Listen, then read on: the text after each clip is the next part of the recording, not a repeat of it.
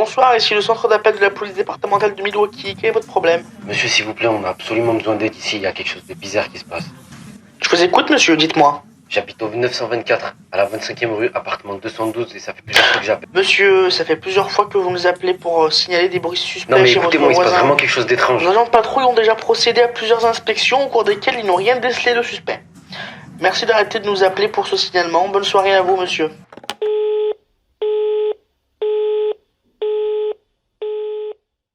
Ça, c'est un appel que la police de Milwaukee va encore passer à la trappe. L'appel d'un voisin terrifié par les cris émis dans l'appartement d'à côté.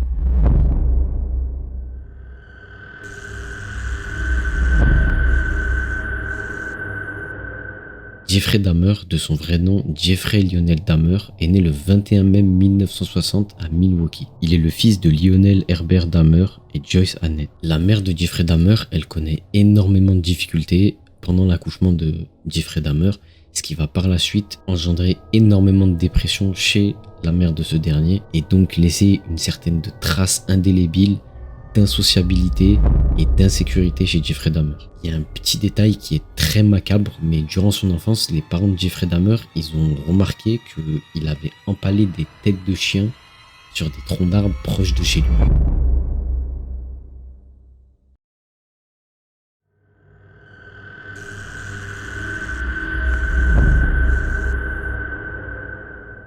Pendant sa période de puberté, Jeffrey Dahmer se trouve sexuellement parlant. Il confirme le fait qu'il aime les hommes et voulait chercher à tout prix un homme parfait. Je recherche un grand homme musclé qui saurait rester à mes côtés durant toute ma vie. Ne trouvant pas d'homme qui voulait de lui, il a même tenté de rentrer par effraction dans un magasin pour pouvoir y voler un mannequin afin de le considérer comme l'homme de sa vie.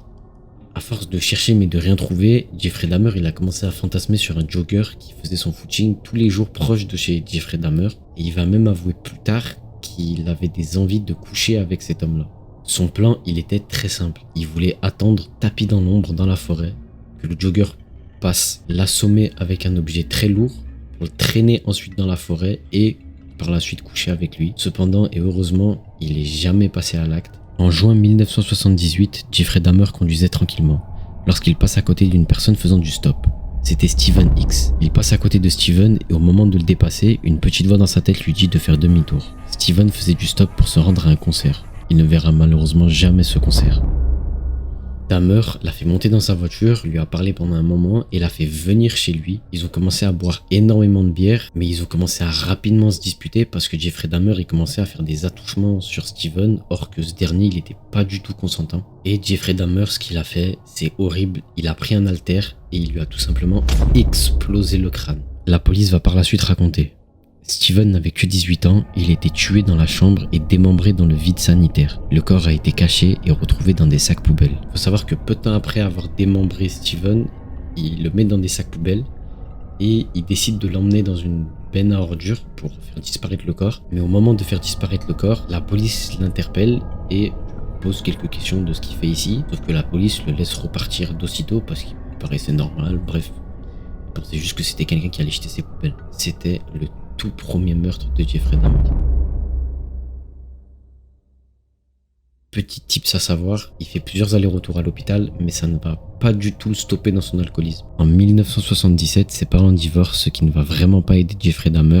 Il va continuer à boire en allant à l'école, mais se fera virer par la suite dû à son alcoolisme. Suite à ça, son père lui ordonne d'aller à l'armée pour ne pas rien faire de sa vie. Au départ, ça se passe plutôt bien, mais très rapidement, Jeffrey Dahmer il se fait virer pour les mêmes raisons, son alcoolisme. Vers mes 14-15 ans, j'ai développé une sorte d'obsession. Je ne pensais qu'au sexe et à la violence.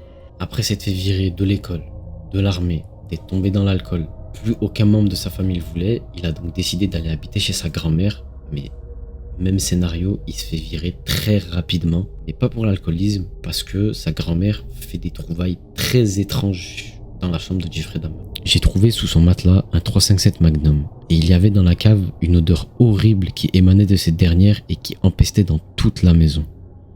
Après s'être fait virer de chez sa grand-mère, Jeffrey Dahmer il a plus aucun endroit où aller, du coup il décide de se prendre un appartement à Milwaukee. Il avait donc plus aucun tuteur on va dire, plus personne qui allait le surveiller, des comptes à rendre à strictement personne. Donc à partir de ce moment-là, quand elle a eu l'appartement, c'était clairement le point de non-retour.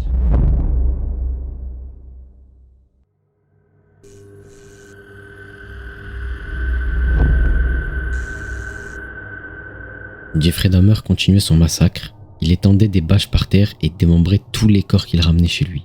Cependant, son esprit va aller encore plus loin dans l'horreur. Parce que Dahmer, il va confier plus tard, en fait, il détestait démembrer les corps des gens. Et pour le faire, il devait boire énormément d'alcool pour ne pas avoir à y penser directement. Et du coup, il a une idée qui est complètement horrible, c'est de laisser les corps qu'il emmène chez lui à moitié vivants.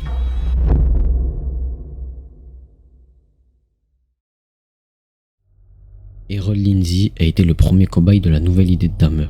Jeffrey Dahmer y rencontre Errol Lindsey en 1991 et lui propose de prendre des photos de lui nu contre de l'argent. Je ne sais pas comment, sûrement par forte dissuasion, mais il réussit à ramener Errol chez lui et c'est là où il commence à mettre en place son plan horrible, machiavélique, appelez ça comme vous voulez. Mon objectif était de faire en sorte que la victime reste en vie, mais dans un état proche du mort-vivant. C'est pour cela que je perçais le cerveau des victimes et mettais une solution à base d'acide dilué ou de l'eau bouillante.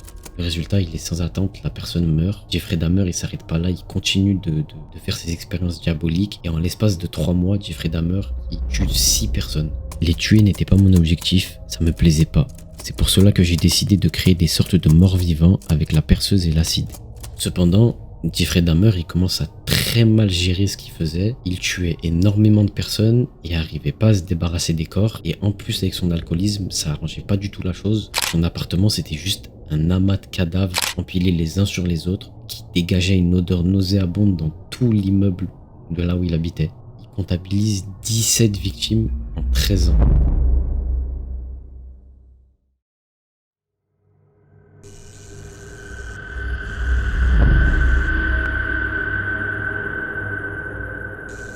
Le 22 juillet 1991, Jeffrey Dahmer fait sa connaissance et l'invite chez lui. Il ferme la porte à clé, Tracy O'Dwyer commence à stresser et Dahmer lui passe soudainement des menottes au poignet. À force de discussion, Tracy réussit à convaincre Dahmer en le laissant aller aux toilettes. Une fois qu'il m'a laissé aller aux toilettes, je l'ai frappé très fort et j'ai couru hors de l'appartement. Je ne voulais pas le laisser me tuer. Une fois sorti de l'appartement, Tracy il se met à courir le plus vite et le plus loin possible à la recherche d'une voiture de police, d'un policier ou même d'un poste de police pour qu'on puisse l'aider. Et au bout d'un certain temps, il tombe sur une voiture de police. Apeuré, il arrive vers la police et il leur demande de l'aide et notamment de le démenotter. Sauf que la police a des clés différentes de la serrure des menottes que Jeffrey Dahmer a mis à Tracy. Donc la seule solution, vous imaginez, c'était de retourner à l'appart de Jeffrey Dahmer parce que seul lui a les clés des menottes. Ce dernier leur ouvre la porte sans aucune pression et accueille la police. Il démenote Tracy et la police procède à une inspection de l'appartement. C'est là qu'en ouvrant le frigo, le policier tombe sur une tête découpée.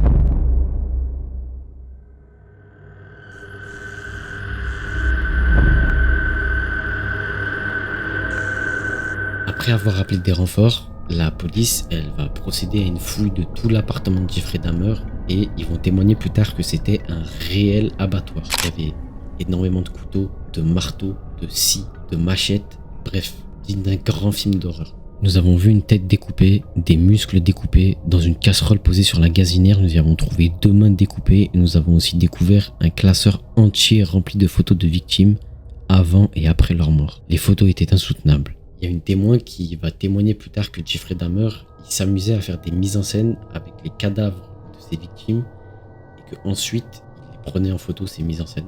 Et puis il y avait ce baril. Pouvant contenir un maximum de 200 litres, ce baril était rempli de 14 humains.